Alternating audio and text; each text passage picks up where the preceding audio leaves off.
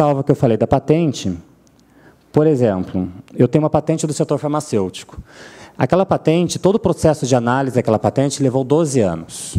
Tá? Então, levou 12 anos para eu ter a carta patente em mãos. Então, eu só teria 8 anos de utilização daquela carta patente. Para não acontecer isso, tem uma ressalva na lei que fala que toda patente de invenção ela tem que ter, após a concessão da patente, uma validade de no mínimo 10 anos para a patente de invenção e no mínimo 7 anos para modelo de utilidade. Então, no caso, essa patente que levou 12 anos para ser concedida, ela vai ter um tempo total de vigência de 22 anos. Ok?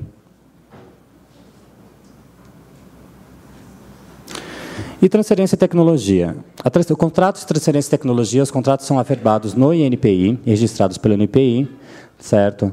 E que ele implica na transferência de tecnologia, seja entre empresas nacionais ou entre empresas nacionais sediadas ou domiciliadas no exterior. Então, vamos supor, eu sou de uma universidade, e na universidade que eu trabalho tem um NIT, eu fiz o desenvolvimento de uma tecnologia, através desse NIT fizemos o depósito desse pedido de patente no INPI, ela foi concedida, ou até mesmo antes do processo de concessão, eu já posso procurar empresas interessadas em utilizar aquela minha tecnologia. Certo? A partir do momento que eu encontre alguém que queira utilizar aquela minha tecnologia, eu vou fazer um contrato de transferência de tecnologia, onde eu posso ceder parcialmente ou integralmente os direitos daquela minha patente para alguém, seja por um tempo determinado ou ceder totalmente. E esse contrato de transferência de tecnologia tem que ser averbado e registrado no INPI. Certo? Porque, senão, depois, se isso não acontecer, caso tenha algum problema, em decorrência do contrato não ter sido respeitado, o INPI não vai poder tomar nenhuma atitude, nenhuma ação, caso o contrato não tenha sido averbado no INPI. Okay? E os artigos tudo estão dentro também da Lei de Propriedade Intelectual referente à transferência de tecnologia. Tá? E quais são os tratados que regem... Tá? Transferência de tecnologia é interessante deixar claro... Aqui, as categorias contratuais. Acho que passou direto. Tá? Existem os licenciamentos de direito, tá? Onde você pode licenciar uma exploração de patentes, uma exploração de desenho industrial ou o uso de uma marca. E existe de aquisição de conhecimento, com fornecimento de tecnologia, prestação de serviços de assistência técnica ou científica, ou até mesmo franquias. Tá? São todos os tipos de contratos de transferência de tecnologia.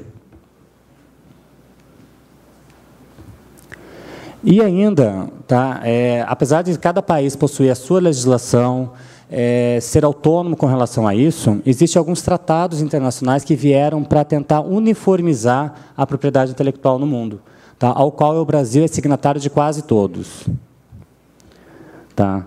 Então, nós podemos primeiro falar que o primeiro tratado que veio para tentar uniformizar, tá, porque tudo veio com a globalização, tudo, então veio a necessidade de uniformizar essa propriedade intelectual. Então, o primeiro foi a Convenção do Não de Paris, a CUP, que data de 1883. Tá, e ela fala principalmente sobre o tratamento nacional, que vem a ser que qualquer pessoa estrangeira que vier ao Brasil e fizer um depósito, seja de marca de patente aqui no Brasil, ela tem que ter o mesmo tratamento de um brasileiro. Certo? Tem a prioridade unionista, dizendo que se a partir do momento que eu deposito um pedido de patente aqui no país, eu tenho um período de até 12 meses para depositar esse mesmo pedido em qualquer país pertencente à Convenção da União de Paris, certo? Sem perder todos os requisitos de patenteabilidade do meu processo. E também a territorialidade, dizendo que aquele documento concedido aqui no país, vamos supor, um documento de patentes concedidos aqui no Brasil, ele só vale para o Brasil. Esse item é muito interessante pelo seguinte motivo. No Brasil, entra, em média, 25 mil documentos de patentes por ano, de brasileiros, de residentes e não residentes, brasileiros e estrangeiros.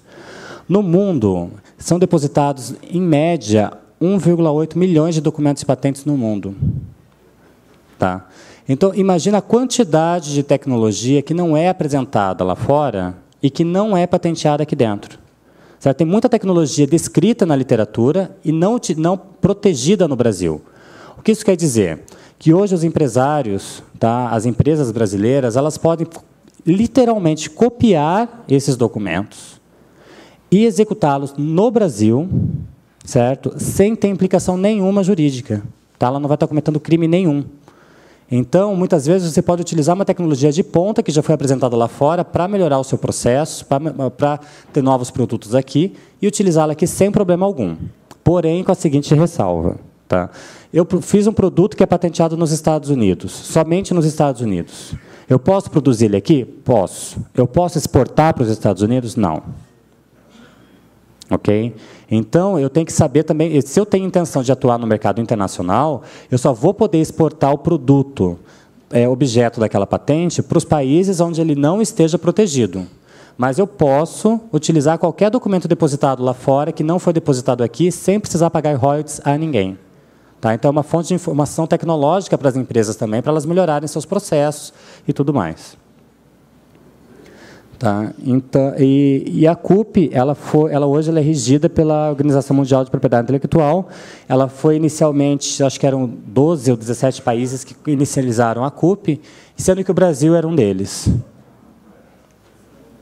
Tá? Já tiveram várias revisões, tudo, certo? Mas, basicamente, a CUP ela segue os mesmos princípios. Certo? Depois teve a criação da OMP, que foi a Organização Mundial de Propriedade Intelectual, que é uma agência especializada nas Nações Unidas e que administra 15 tratados relativos à matéria de propriedade intelectual. Tá? Sendo que um deles, o sistema PCT, que é o Tratado de Cooperação em Matéria de Patentes, que surgiu em 1970, através da demanda de facilitar o depósito de pedidos em vários países ao mesmo tempo. Tá? Então, não existe uma patente internacional. Se um dia vocês ouvirem falar na imprensa, patente internacional, ela não existe. Existe um sistema onde você pode depositar a patente nesse sistema, e esse sistema vai entrar em cada país que você escolher automaticamente. Certo? Então, ele vai facilitar o depósito, porém, não é uma patente internacional. Tá? Aqui só falando um pouquinho da CUP e do PCT, como que foi criado. Né? E esse aqui é o tratado, acho que mais importante na área de propriedade intelectual, que venceu o TRIPS. Certo? O TRIPS é Acordo sobre Aspectos de Direitos de Propriedade Intelectual relacionados ao comércio. Tá? Então, ele já é ligado à Organização Mundial do Comércio, a OMC, e ele regula vários itens da propriedade intelectual. Certo? Inclusive, o TRIPS entrou em vigência em 95, tá? E o Brasil ele já assinou logo em 95 o TRIPS. Por consequência disso, ele teve que alterar a sua legislação. Tá? Nós alteramos a nossa lei em 96, certo? Para atender o que era tratado em TRIPS. Tá? Inclusive, por exemplo, até 96, o Brasil ele não concedia patentes para produtos farmacêuticos, alimentícios e químicos. Tá? E como o TRIPS prevê que toda e qualquer tecnologia deve ser patenteada, então nós temos que alterar a nossa lei para ter a proteção patentária desses segmentos. Tá? Então, patentes devem ser concedidas em todos os setores tecnológicos. Tá? Então, por isso que teve a alteração da lei. Certo? Então, assim, a matéria de IPI hoje é tratada como mercadoria e, em observância das suas regras, pode implicar em painéis e sanções comerciais, como, inclusive, aconteceu com os Estados Unidos, que até 2001 os Estados Unidos só publicava as patentes concedidas pelos americanos. As patentes não concedidas continuavam em sigilo. Tá? Que isso é o que não está previsto em TRIPS, eles sofreram uma sanção, e de 2001 para cá eles estão publicando todos os pedidos. Tá? E a lei que hoje está em vigência no Brasil é a 9279 de 96, certo? E que ela regula a concessão de patentes, registros de desenho industrial, registro de marca, indicações geográficas e repressão à concorrência desleal. Tá? E ela diz que, nessa lei, consideram-se bens móveis para efeitos legais, direitos de propriedade industrial. Então, como são bens móveis, eles podem ser vendidos, comercializados, licenciados, certo? Doados e assim por diante. Tá? E daí aqui tem uns artigos somente mais específicos que falam sobre cada um dos itens. O artigo 8º fala sobre a parte de patentes, que ele fala que a patente tem que ter novidade, atividade inventiva e aplicação industrial. Tá? Então, você não pode patentear algo que não seja novo ou que não tenha uma contribuição tecnológica. Certo? O desenho industrial também fala sobre a sua forma plástica, tem que ter um visual novo e original. E a marca tem que ter sinais distintivos visualmente perceptíveis. Tá? E qual o direito garantido pelo detentor desses direitos, né, desses intangíveis?